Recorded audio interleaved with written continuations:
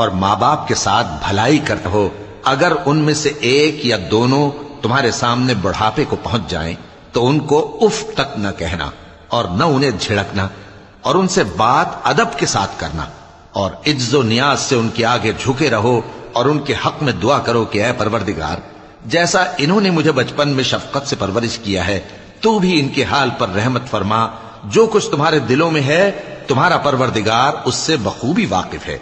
اگر تم نیک ہوگے تو وہ رجوع لانے والوں کو بخش دینے والا ہے۔